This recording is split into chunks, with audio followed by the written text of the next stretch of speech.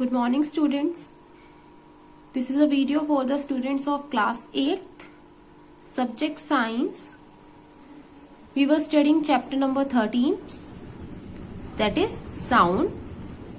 This is your summary lecture. It means we will summarize the complete chapter in this lecture. Okay, so let's start. Sound. Now the question is, what is sound? How can we define sound? So students, sound is a form of energy. Okay, sound is a form of energy, and sound plays an important role in our life, right? For example, we get to know about many things happening around us through sound. Like when you hear the knocking of the door, you come to know that someone is at the door because of sound.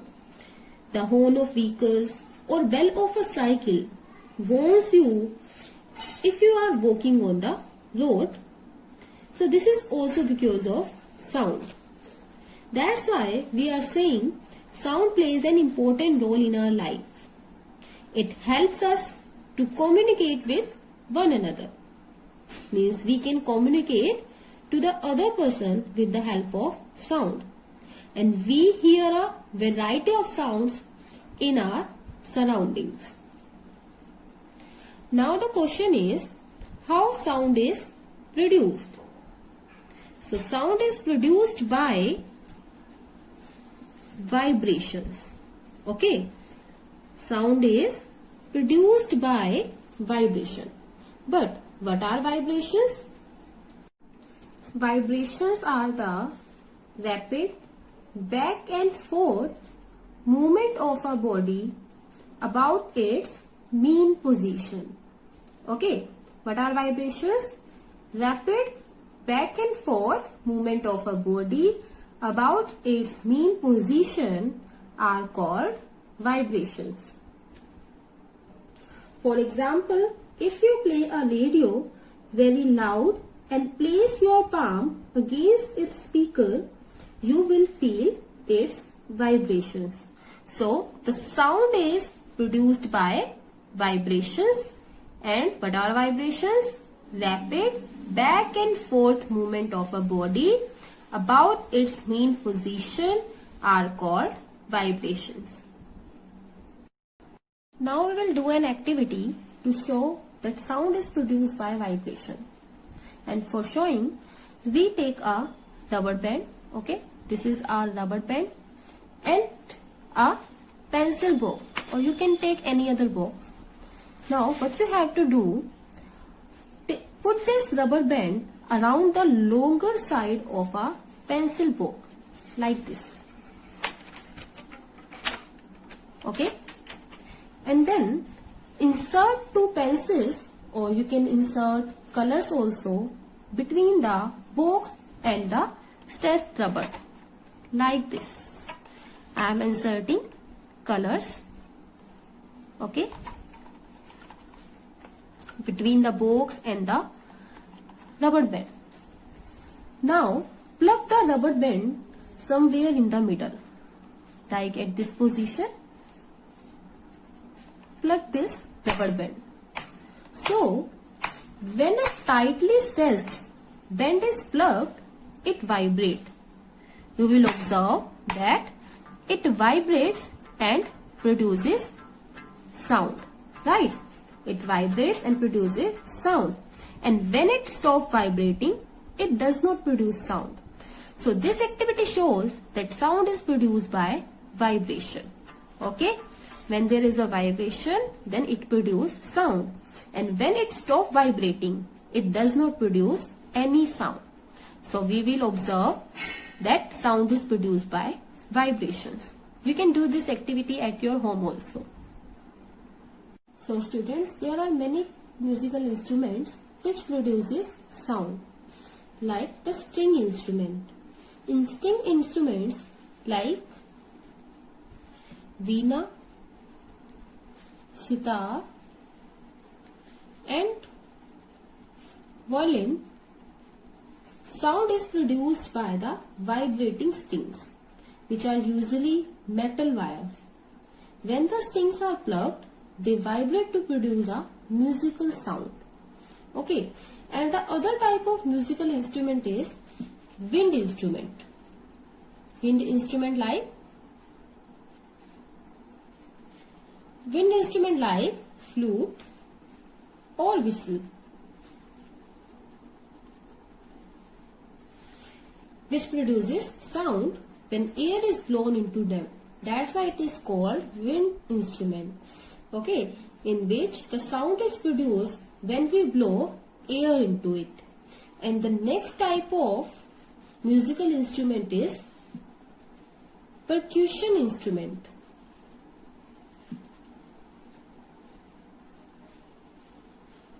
Like tabla, dholak, drum. They produce musical sound when the skin or membrane on them vibrates, right? Like the tabla, dholak produce musical sounds when the skin or membrane on them vibrates. So these are some musical instruments which produces sound. Students, our next topic is propagation of sound. Means how does sound travel? As we know, the sound is produced by vibration, right? But now the question is, how does sound travel? So, the sound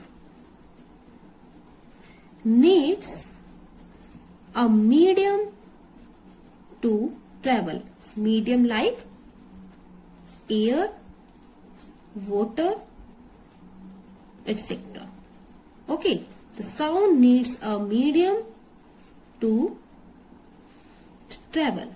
Means if there is no medium, then sound cannot be travel. We are able to hear the sound produced from different sources because the sound travels through the medium and reaches our ear. And if there is not any medium, then we cannot hear the sound. Means we can say the sound cannot travel through vacuum. What is vacuum? When air has been removed completely from a vessel, it is said there is a vacuum in the vessel. Means if there is not any medium present, then it is called vacuum. So we can say the sound cannot travel through vacuum.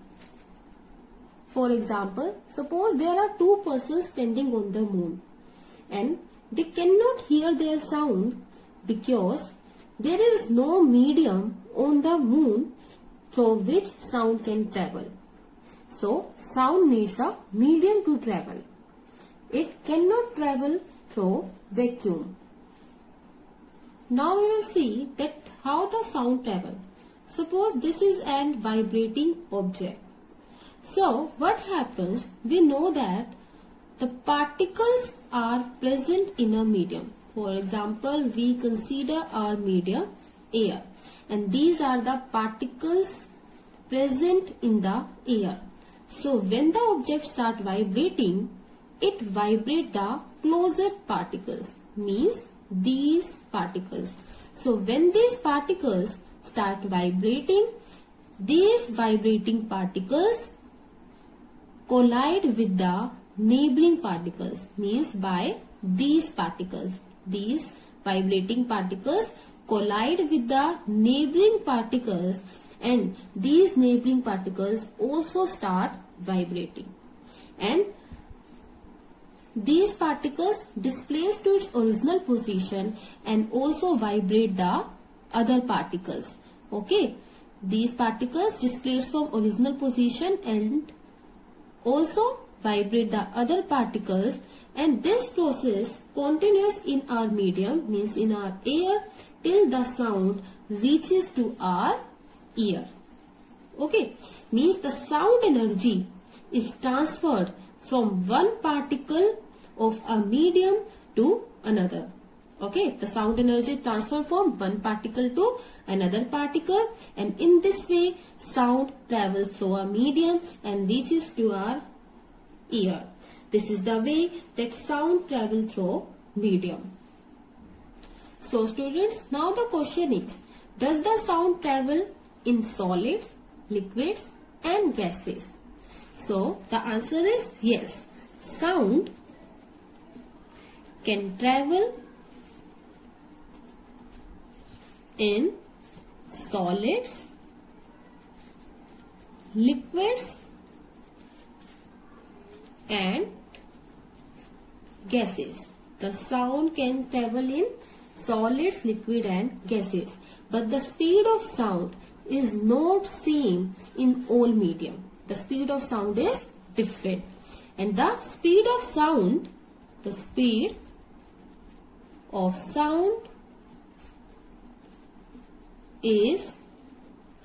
maximum in solids and minimum in gases. Means when the sound travels in gases, then it takes much time to travel, and when the sound travel in solid, then it takes very less time to travel. So the speed of sound is maximum in solids and minimum in gases. Okay, minimum in gases. Now how can we prove that the sound travels through solids? So for proving this, we can do an activity. So students, now we will try to show that sound travels through solids also. And for showing, we will do an activity.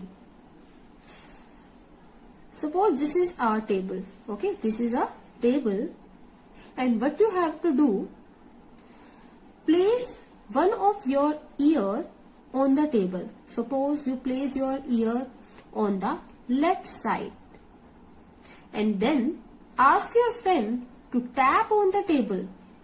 Okay, ask your friend to tap on the table from the other end, means from the right side. So when your friend tap on the table, you will be hear the sound, right? You will be hear the sound through the solid table. It means what?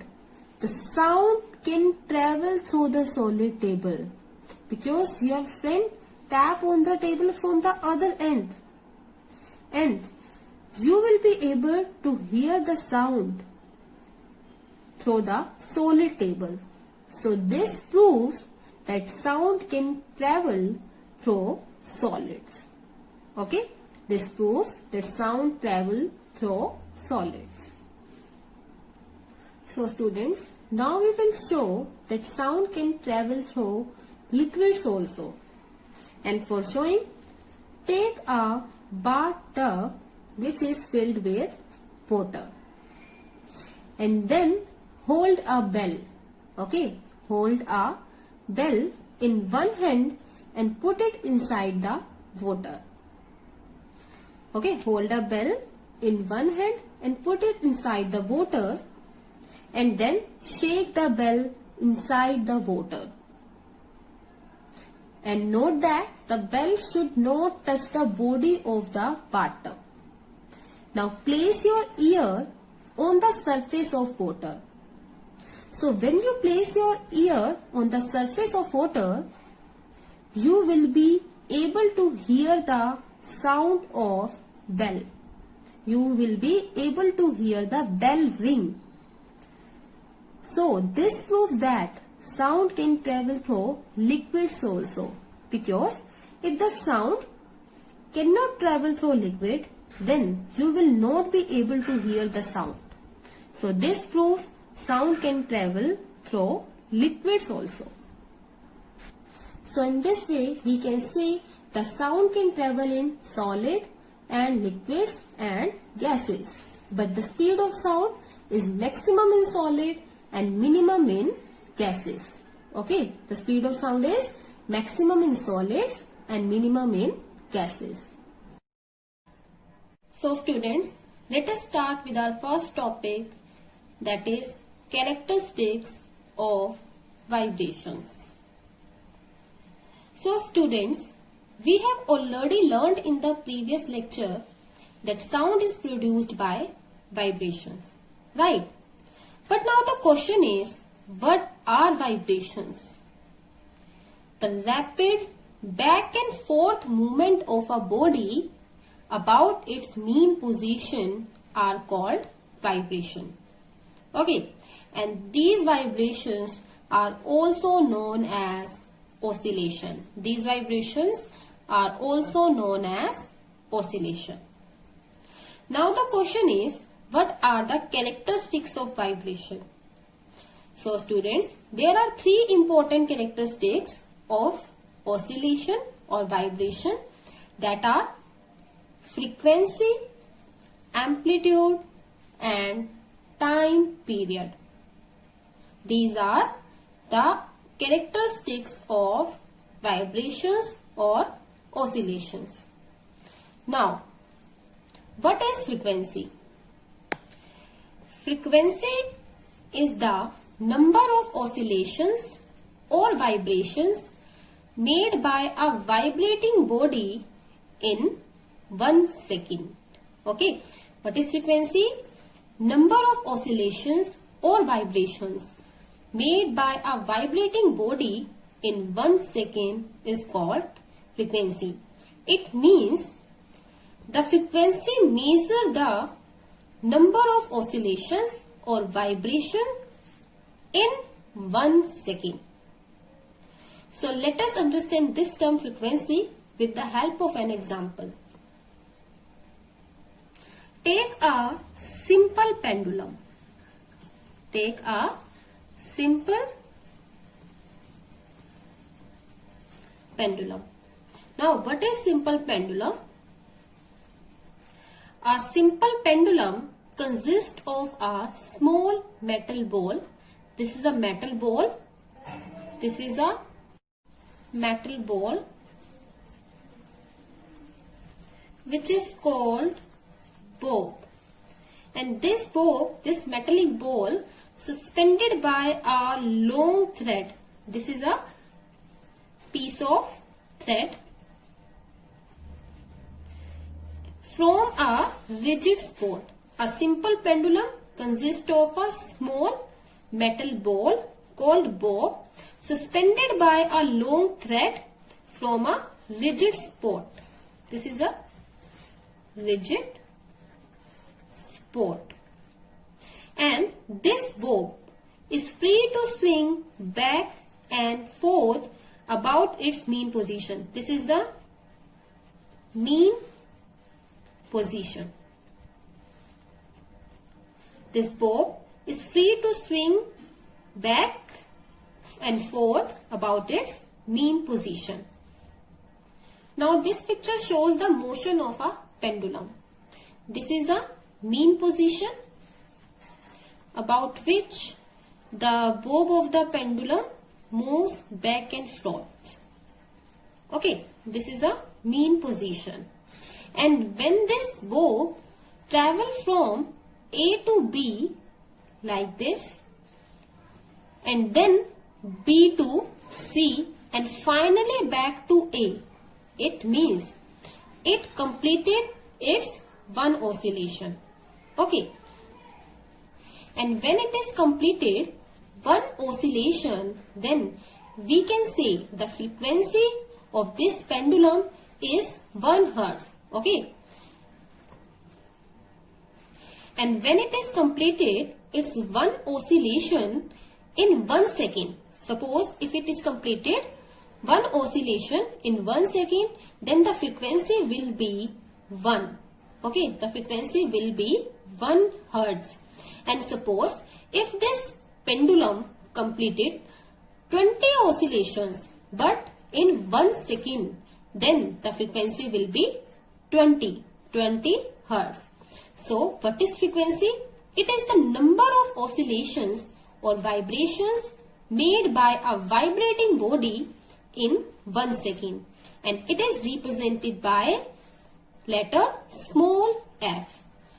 And the SI unit of frequency is Hertz. This is called Hertz, and the symbol of Hertz is HZ.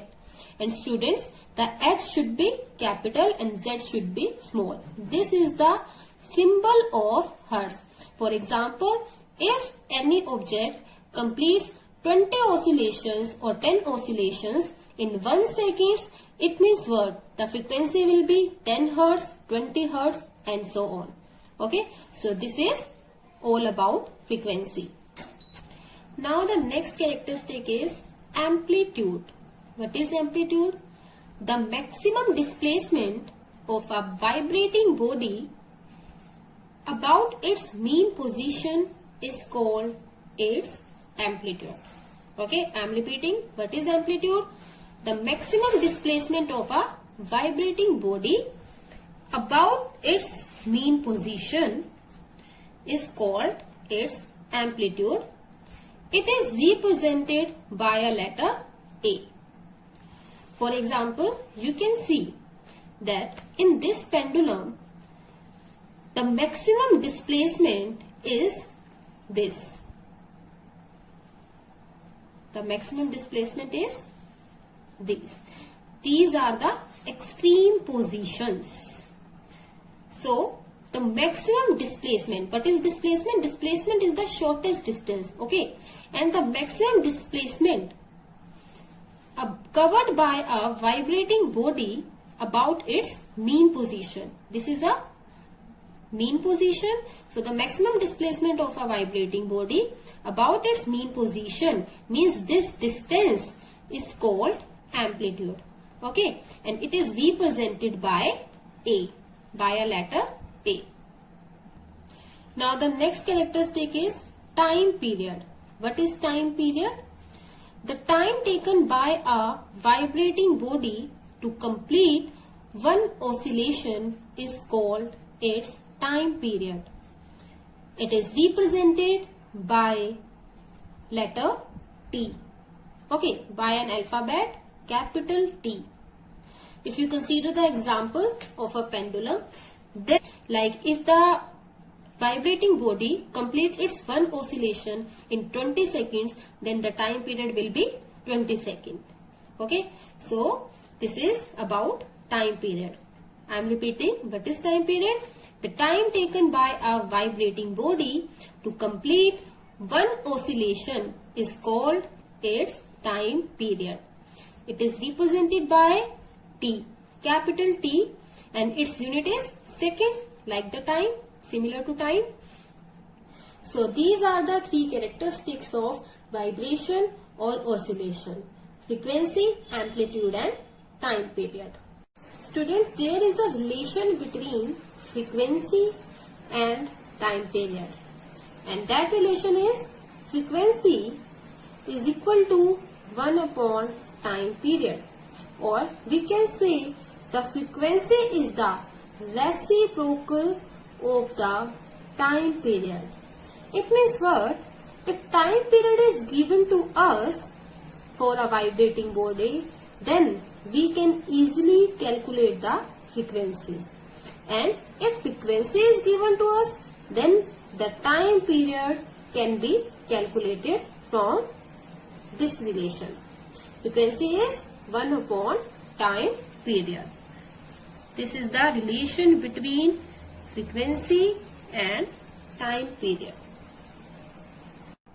Now our next topic is characteristics of sound. That what are the characteristics of sound? So students, sound has three basic characteristics. First is pitch, second is loudness, and third is quality. Let us study one by one. Let us study them one by one. First is pitch. What is pitch? Pitch is the shrillness of sound. What is pitch? Pitch is the shrillness of sound. The word shrillness is used to describe the quality of sound. Okay, so pitch describes the quality of sound. It helps in distinguish a shrill sound from a grave or hoarse sound. Grave means soft sound and hoarse means harsh sound. Okay, it helps in distinguish a shrill sound from a soft, or we can say grave or hoarse sound means harsh sound. Okay. For example, the wings of a bee and mosquito vibrate with high frequency, hence produce sound that is shrill and high pitched.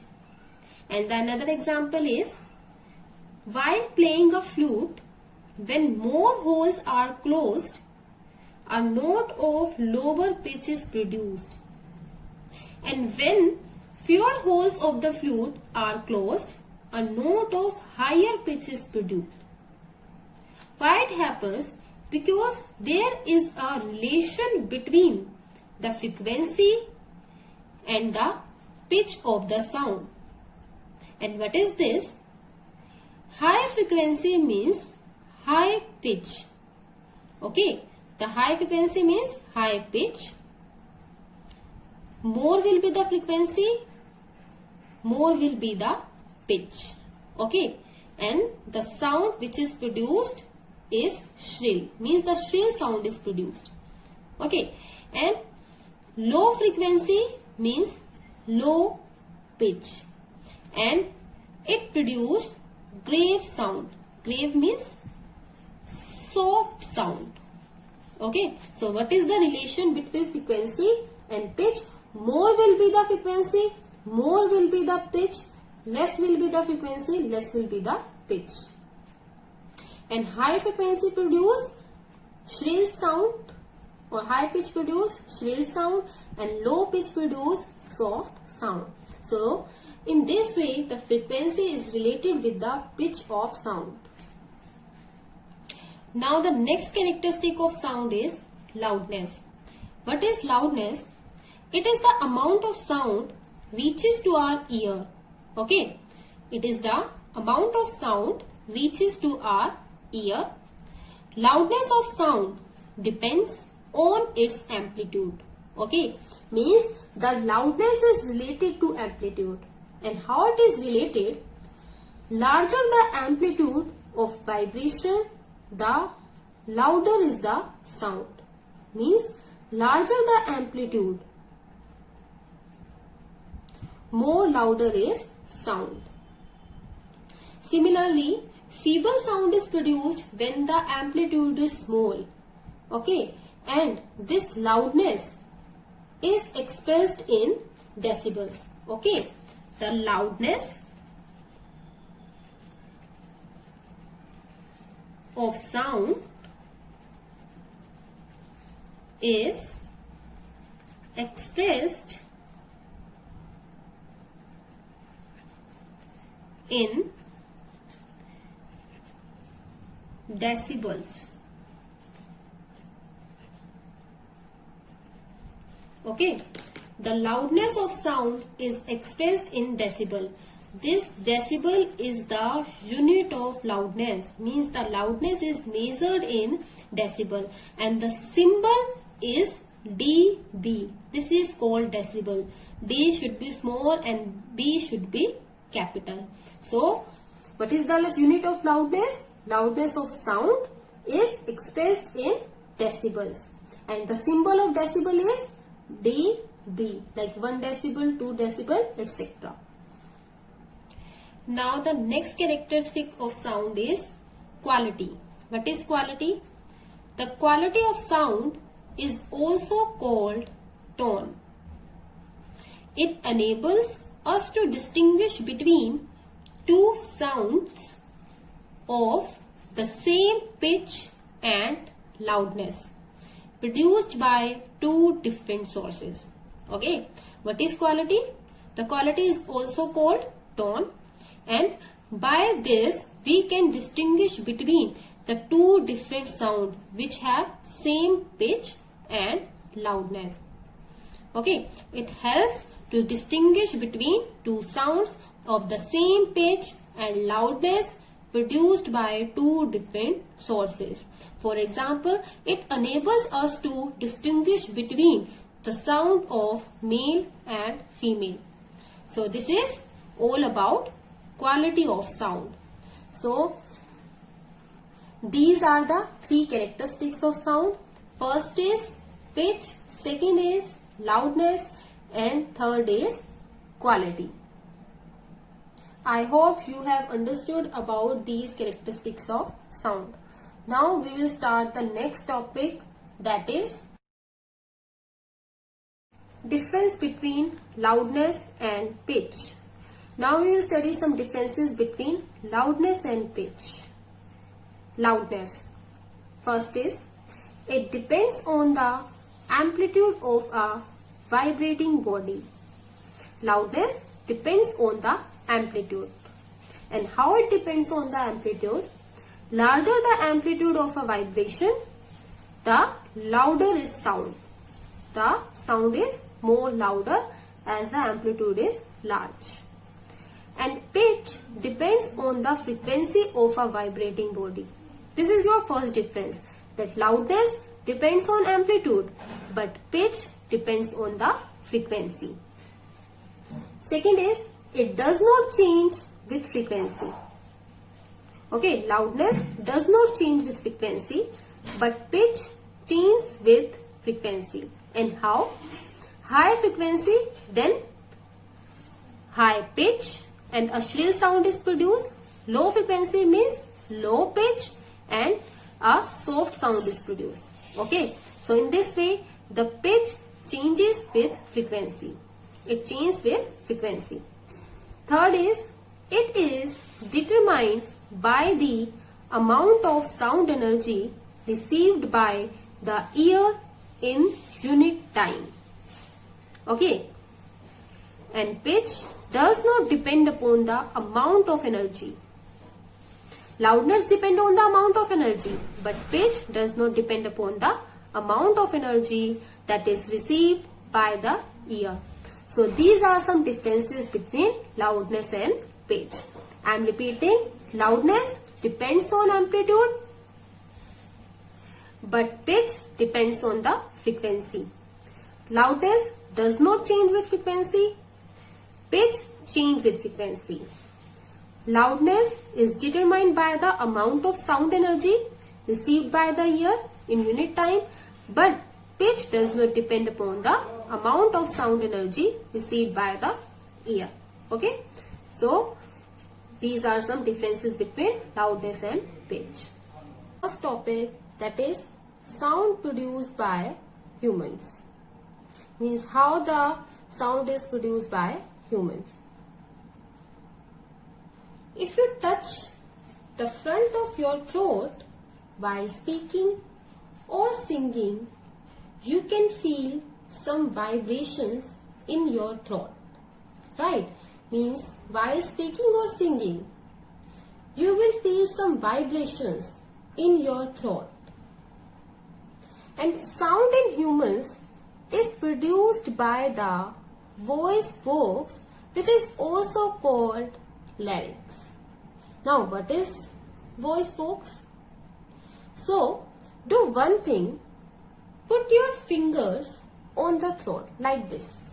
Okay, put your fingers on the throat, and after that you will observe that a hard bump inside the throat seems to move when you speak or when you swallow food. This hard bump which is inside the throat is called voice box. Okay, it is called voice box, and it lies at the upper end of the windpipe. Where it is lies? Upper end of the windpipe. This picture shows the voice box in human. Okay, this is the internal structure of voice box in humans. Two ligaments called vocal cords are stretched across larynx. and they are stretched in such a way that there is narrow slit between them for the passage of air. Okay, means the two ligaments, which is called vocal cords, are stretched and form a narrow slit between them, or we can say some space between them, so that the air can be passed through this slit. Okay, and when the lungs push this air through the slit, the vocal cords vibrate and produce sound. Okay, it means due to the vibration of vocal cords, sound is produced. Okay, so this is the procedure by which the sound is produced by humans. Our next topic is human ear, and in this topic we will try to know that how does the human ear perceive sound. Okay, so what is human ear? How can we define it? We can define it as ears are the sense organs that helps us to hear sound, right? By the help of ear we can hear sound, we are able to hear sound. When sound propagates or travel through air, water, etc., it reaches our ears and we are able to hear it. Means when any sound propagates or travel through air or any other medium, then that sound reaches to our ears, and after that we are able to hear sound, right? So what are the parts of human ear? So students, the human ear can be divided into three parts. Okay, and first part is outer ear, second part is middle ear, and third part is inner ear. Means the human ear can be divided into three parts. First is outer ear, second is middle ear, and third is inner ear. Now we will discuss each and every part of the ear one by one. Our first part is outer ear. It consists of a flap-like structure called pinna, which is connected to ear canal. At the end of ear canal, there is a very delicate circular membrane called eardrum. Now, this is a diagram of human ear. In the outer ear, it consists of a flap-like structure. This structure, which is called pinna, and this pinna is connected to ear canal. This is a ear canal, and at the end of ear canal a circular membrane is present, which is called eardrum. So these are the parts of outer ear. Now the next part is middle ear. It consists of three tiny bones, means three small bones, that is hammer, anvil and stirrup. Okay, hammer, anvil and stirrup. These are the names of three bones which is present in the middle ear, whose one end is connected to eardrum and other end is connected to the inner ear. You can see in this diagram, these are the three bones: hammer, anvil and stirrup. And you can see that its one end is connected to eardrum, right, and other end is connected to inner ear. This is a part of inner ear. Okay, so these are the three bones: hammer, this is hammer,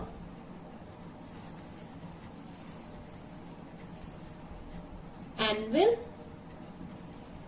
and this bone is stirrup. Okay, and its one end is connected to eardrum and other end is connected to inner ear. And this hammer, anvil and stirrup, these are considered as the parts of middle ear. Okay. Now the third part is inner ear. It contains a cochlea, which is filled with a fluid, means liquid, and has small hair-like structures inside it. Means some hair-like structures are present inside it. So the inner ear consists a cochlea in which a liquid is filled and has small hair-like structures present inside it. You can see in this diagram, this part is called cochlea. Okay, this is called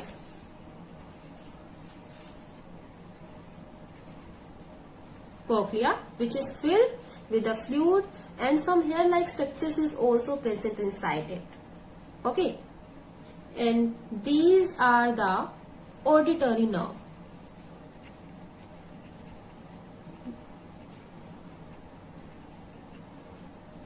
And these auditory nerve sends the signals to the brain. So this is the complete diagram of human ear.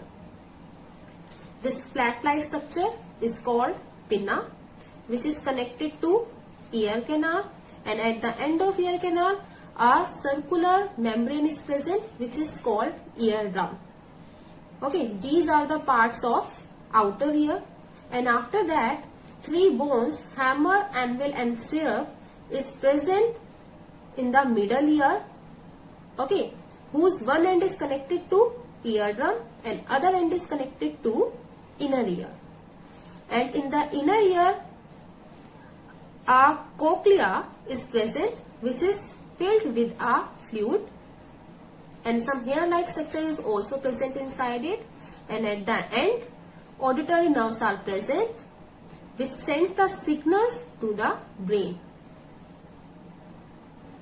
Now I am going to explain the working of human ear.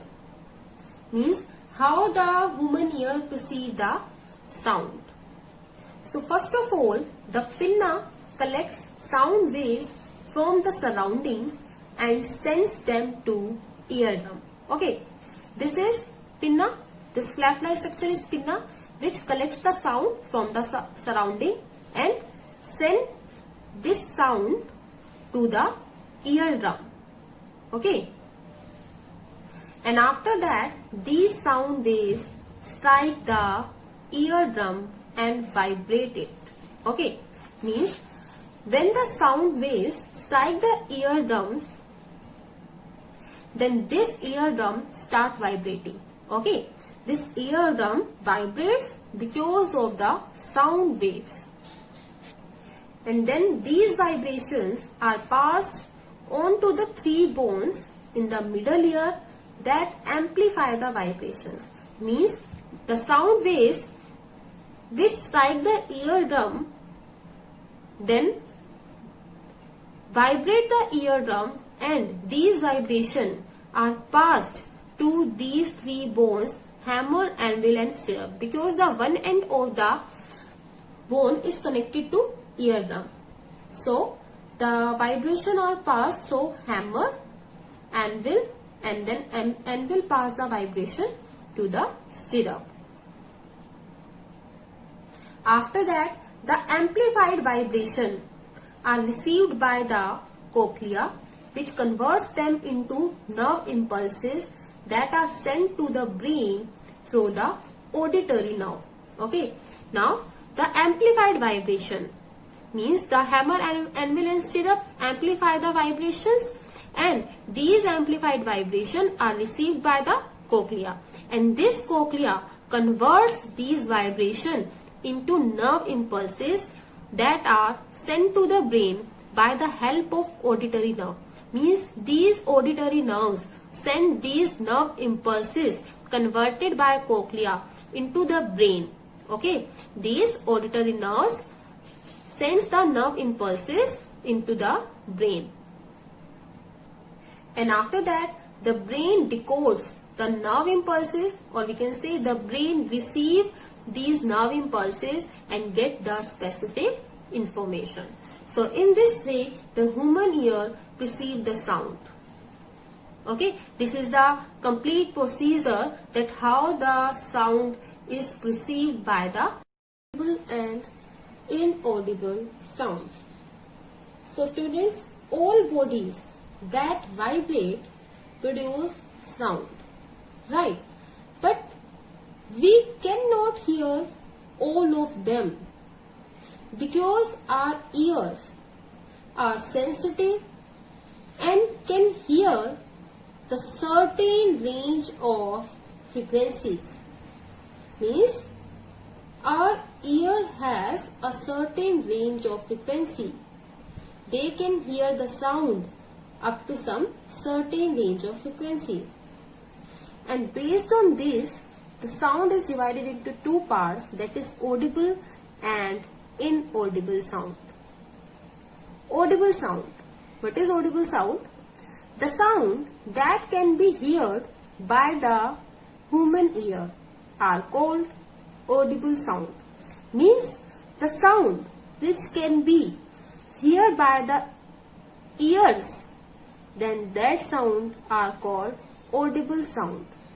Okay, the sound which we can hear easily, that sound is audible sound. And the audible range of sound for human beings is from 20 Hz to 20 kHz. It means the frequency range for audible sound is from 20 Hz to 20 kHz, or you can write 20 kHz as 20,000 Hz. Next is inaudible sound. What is inaudible sound? Sounds of frequency less than 20 Hz and higher than 20 kHz are not audible to the human ear. Means the sound having frequency less than 20 Hz and higher than 20,000 Hz or 20 kHz are not audible to us. And the sound that cannot be heard by us is called inaudible sound. Okay, I am repeating. What is inaudible sound? Sounds of frequency less than 20 Hz and higher than 20 kHz are not audible to the human ear and are called inaudible sound. Okay. So now I hope you have understood that what is audible and inaudible sound. So now our next topic is infrasonic and ultrasonic sounds. So what is infrasonic sound? The sounds having frequency less than 20 Hz are called infrasonic sound. What is infrasonic sound? The sound having frequency less than 20 Hz are called infrasonic sound. Animals like whales, elephants produce infrasonic sounds. Now the next is ultrasonic sound. The sounds having frequency more than 20,000 hertz, or we can say 20 kilohertz, are called ultrasonic sounds. Okay, what is infrasonic sound? Having frequency less than 20 hertz are called infrasonic sounds, and sounds having frequency more than 20,000 hertz are called ultrasonic sounds. And the ultrasonic sounds can be heard by bats, dolphins and dogs. Okay, so this is the difference between the infrasonic and ultrasonic sounds. Now our next topic is noise and music. What is noise and what is music? How can we differentiate between these two types of sound? So students, we hear lots of sounds in our surroundings, like the sounds of our parents, sound of television, ringing of phone, sounds of birds, etc. Some of these sounds are very loud and not pleasing. And any sound that is not pleasant to the ears is called noise. Or we can say the noise is a harsh, undesirable sound. Right? The noise is a harsh, undesirable sound. Means the sound which is not pleasant to our ears. So, this type of sound is called noise. Okay. And it is produced by the irregular sound vibrations. It is produced by irregular sound vibrations. Like the sound produced by machines, sound produced by vehicles, and when too many people talking at the same time, like your teacher always says in the class that do not make noise. So these are some examples of noise, because that sound is not pleasant to our ears. Okay, so the harsh, undesirable sound or the sound that is not pleasant to the ears is called noise. Okay. Now, what is musical sound? So the sound which is pleasant to our ears, like the sound of songs, right? So the sound that is pleasant to the ears are called musical sound. Now moving ahead to our next topic, that is noise pollution. What is noise pollution? Noise pollution is an excessive degree of noise. Means highest degree of noise that may be injurious to animal and human health, or we can say that is harmful for the animal as well as for humans. Okay. Now, a question arises, what are the sources of noise pollution? So the first source is construction. Means mainly on the construction sites, a large amount of noise is produced. Okay.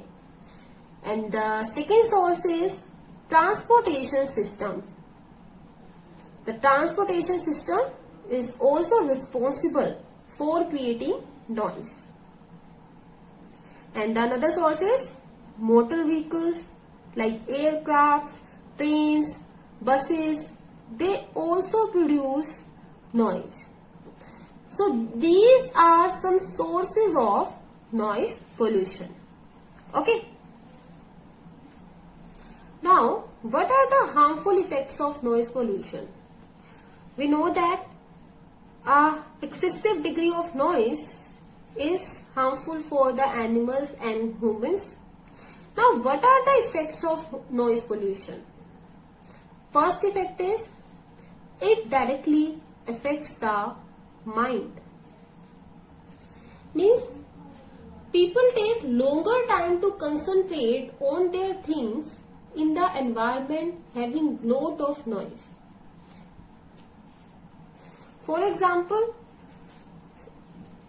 जो face difficulty to study, or we can say it is difficult to study in the presence of noise, right? Because what is the reason? You can't concentrate on the things because of the noise. Okay. Second effect is it can cause nervous tension, headache, high blood pressure and irritation.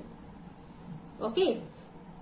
Due to noise, it can cause nervous tension, headache, high blood pressure and sometimes irritation.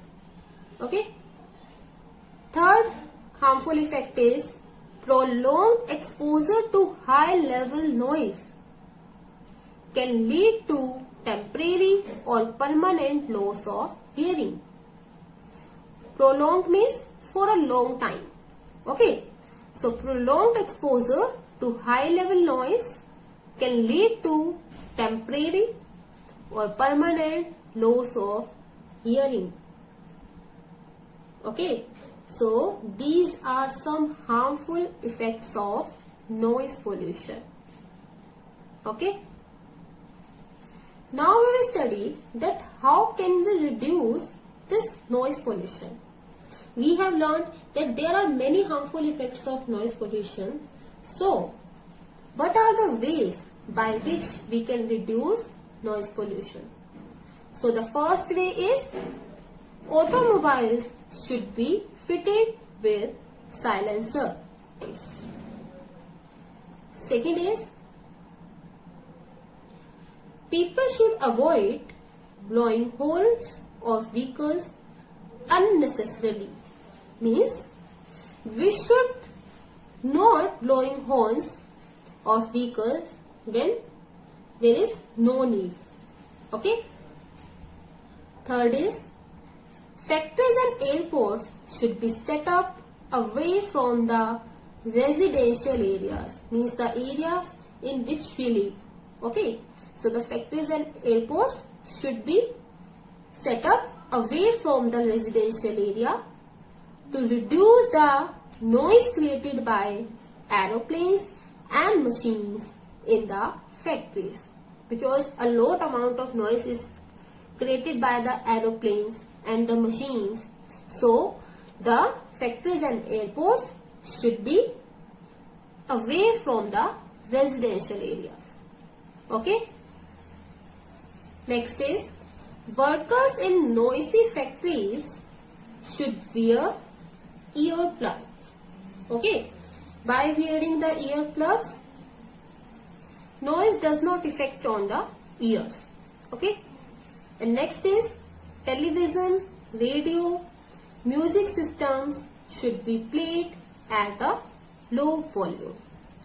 We should not play the television, radio and other music system at a high volume. It should be played at a low volume.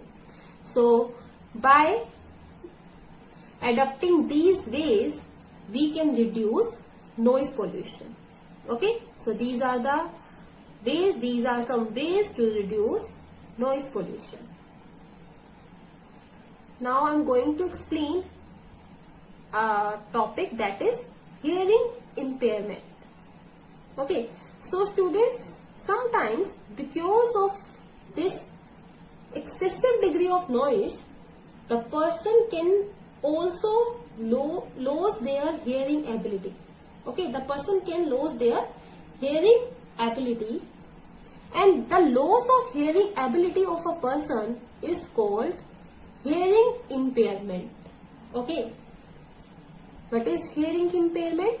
The loss of hearing ability of a person is called hearing impairment, and it can occur due to aging, or due to hearing loud noise, injury, or because of some disease. Some people suffer from hearing impairment from birth itself, while some people have partial impairments. And such people can hear only by using hearing aids. Okay. So students, your homework is solve assignment number 1. Your assignment have been uploaded on EdQuack site, so you can check from there. Solve that assignment and send your homework up to 7 p.m. in the evening. Okay. So this ends for today's lecture. Thank you.